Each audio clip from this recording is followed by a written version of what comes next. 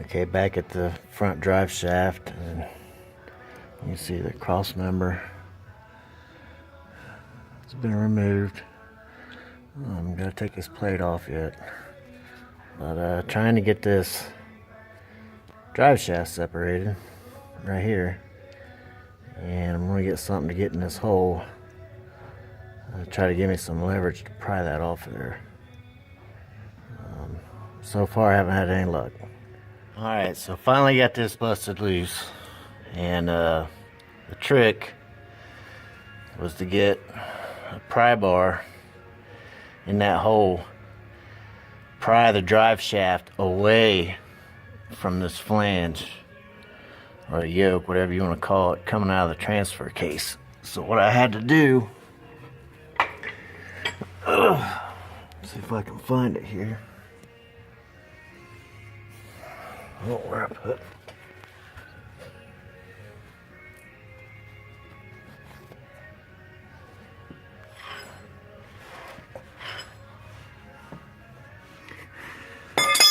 It was laying on me.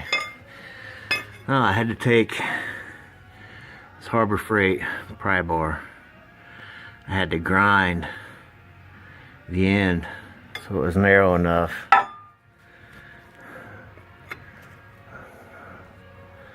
to fit up in there, and then pried it back, and then it finally came loose. I left that bolt in there up top to help hold it, which was a good thing I did, because you take this out and you can see it without that in there, it would have just slid right out. Fell on me probably, but now I can take, you probably didn't catch that on camera, I'll show you again. Once you pried it out, it was coming down without this bolt. And this is where my face is, so that would have hurt. So again, always a good idea to leave one in. So get that back on there. Alright, so front drive shaft is disconnected from the transfer. It's laying down here. It's kind of in the way, but I can move it. I'll probably get a bungee strap, hang it up here to the frame. Try to get it back out of my way some. As next is disconnect all the linkage, wiring from the transfer. Get that plate off. Plate probably doesn't have to come off. It'll make it easier to get to the bolts between the transfer and the transmission. And get that transfer dropped. Alright, so disconnected the linkage. The transfer case, that's where it runs up into the cab. And there's where it attaches to the transfer. And here's the linkage. Try to give you a better shot of that. On this end, it'll only go on one way. That's why it's shaped like that. Down here, I scored. This is the linkage adjustment. You can slide the shaft up and down. I put a score on that so I know where it was. And ruin the grommet right there. There's the back half of it. Prying it out of there, so it's pretty well rotted. It'll need replaced. I imagine that won't be too expensive. I'm sure Rock Auto will have it. But next is this plate. I'm not exactly sure what I'm going to get into there. I do have to disconnect the wiring and that vacuum line. I'll do that next. That's pretty simple. And then I'm going to tear into this plate and see what I got.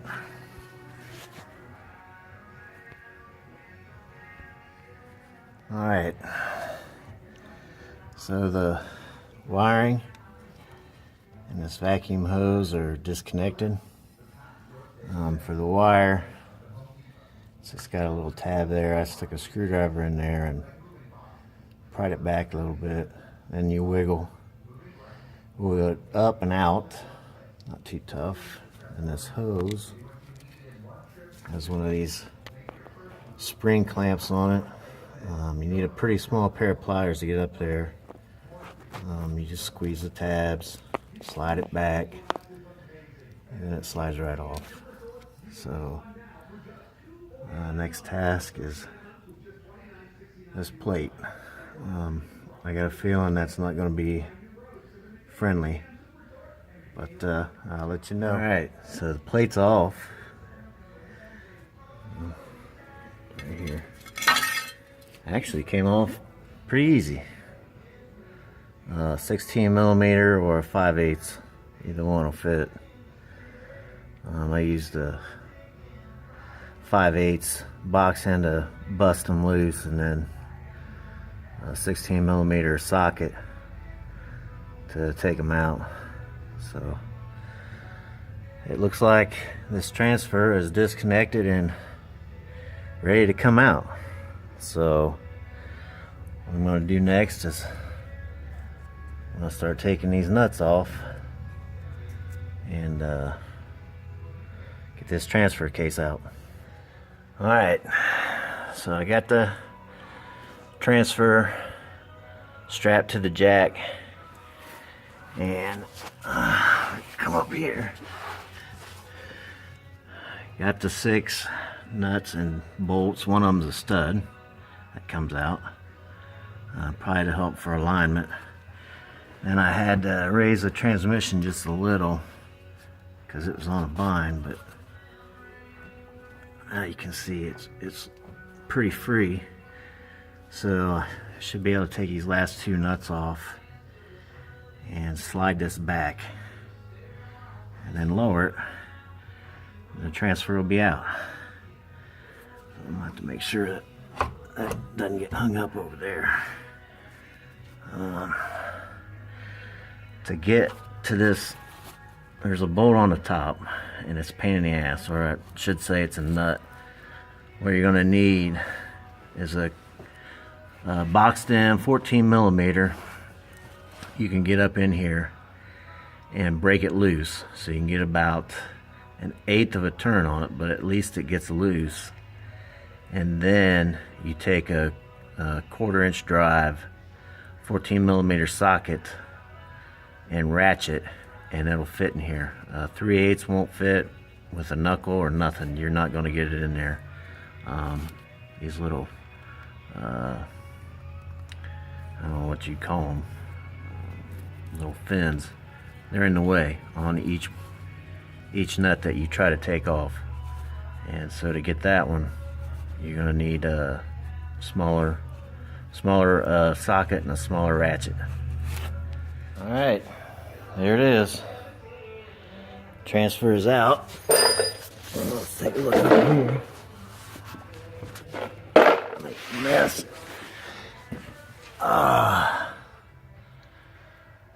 It certainly gives you a lot more room.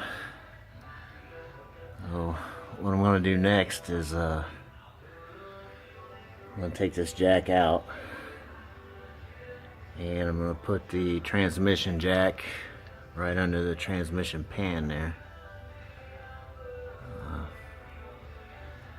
to get the weight off of it.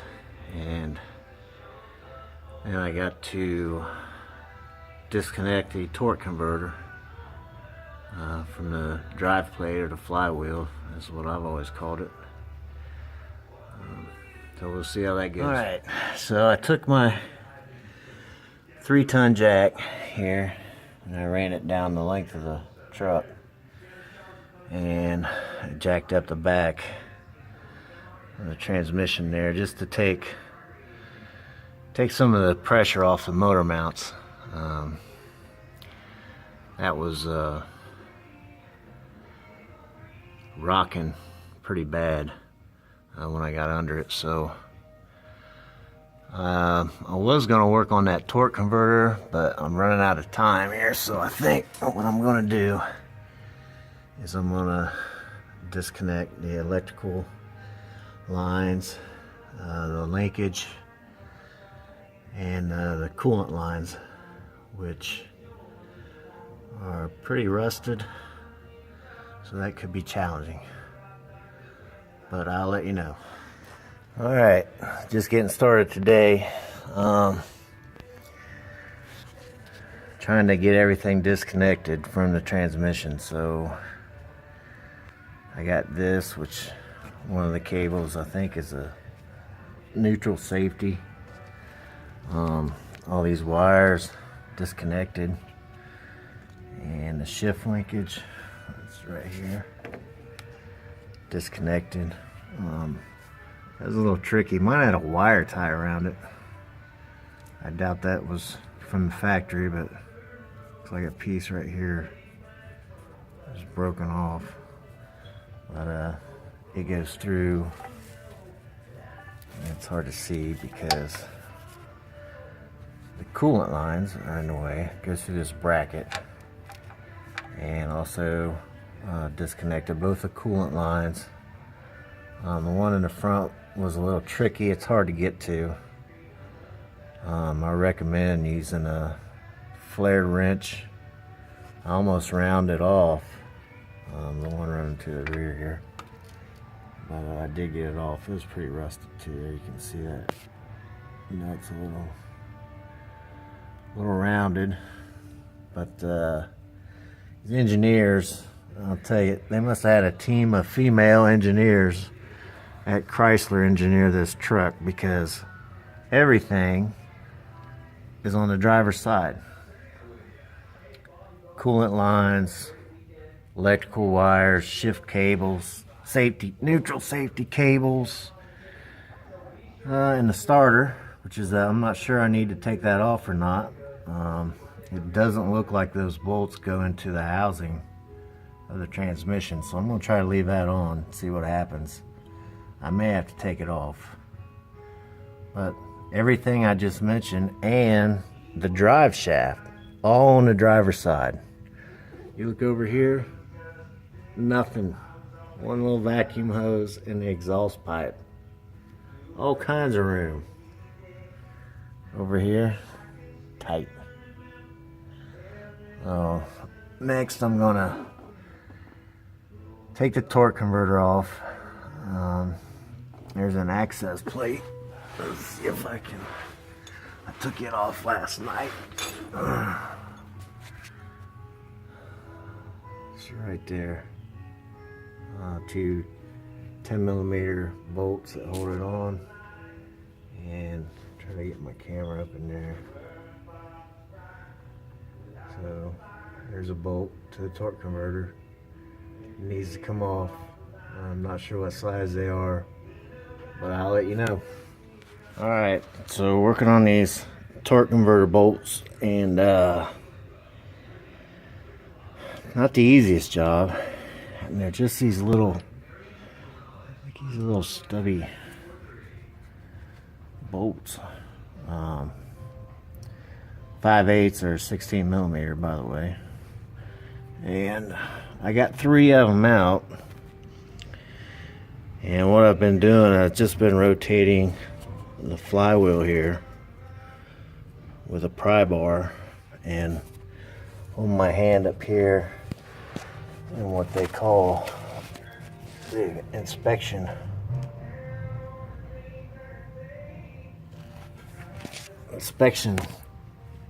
access, I guess. I don't know, but rotate the flywheel till you feel the bolt come around, and you kind of have to leave it towards the bottom of the hole, because this gets in your way of getting a ratchet in there. It'll kind of put you on an angle, so I've been leaving them towards the bottom, so my ratchet head's about right in here. A small extension. The only ratchet I could fit in there was a 3/8 drive, a 1/2 inch. I couldn't get. Either it was too far back with an extension, or it was up too far hitting this. So far it's not been too bad. Alright, I got all 6 torque converter bolts out. Now you can see the torque converter spins around on its own. So the torque converter is disconnected from the flywheel. So now all that's left, unbolt the transmission. Hopefully I got it. Oh, I'm gonna have to take this off. The dipstick tube. And I'm gonna have to go see how complicated this is gonna be. Alright, to get the dipstick out, there's a bracket mounted to the dipstick. It bolts in to the housing on the transmission right here. So the third bolt up, here's the one on the bottom, and the one that holds the exhaust bracket. Next one up holds that dipstick bracket. Take it all the way out, go up top, give the dipstick a good tug, it comes right out. Alright, now for the hard part. Unbolting the transmission from the engine. So from what I can tell, there are 8 of these. 2 on the top that are going to be a pain in the ass. But they got to come out. Nothing to do but to do it. So we'll see how it goes. Alright, so what I've done, I lowered this jack on the transmission so that I could see that bolt. It's hard to see. Where is it? Right there on the top. I should be able to take a knuckle, an extension, and get on that, bust it loose, hopefully. There's one on the other side, but man, it's crowded over there. So I'm gonna try this one first, and then I'll go to the other side and see what I can do. Alright. Got all what I hope is 8 bolts loosened up. The one on the top over here is a real pain in the ass. So I went and took it out, all the way out while I was at it, and you can see it right up there. Took 3 extensions, a knuckle, an adapter, and a breaker bar to get that loose. So be prepared. That one's going to give you a lot of trouble, but it finally came loose, and so now I'm going to get the scissor jack under the transmission and my 3-ton under the engine, jack them up and take those bolts the rest of the way out. Alright, so I got the transmission jack under the transmission strapped on tight, and I got my 3-ton jack here under the oil pan on the engine. So the weight should be off of both. So now I'm going to go ahead and take these bolts out. I'll probably leave the 2 bottom ones. I'll probably get those last. I get the harder ones first. And it should slide back, but we'll see. Alright, transmission is out. So now all I have to do is get it on strapped to a pallet and get her loaded up. It's a 6-hour drive to Illinois, Kankakee, Illinois, to pick up the new transmission. I'll show you what it looks like. underneath here.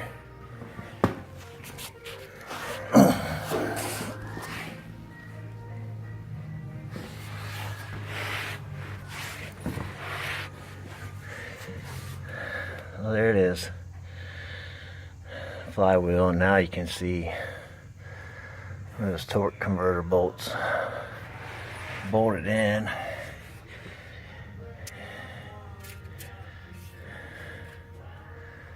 And that access it's back behind here. When the light's right, you can see through there, but not right now. Starter didn't have to come out. That was bad info. The good news is this is pretty clean down in here, so I'm not getting any leaks out of the main on my Cummins. A lot of room under here without the transmission and the transfer, aside from the fuel tank, but the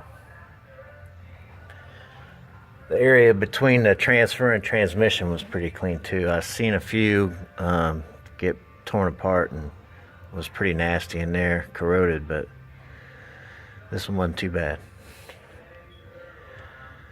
So next step is I'm going to clean that transfer up,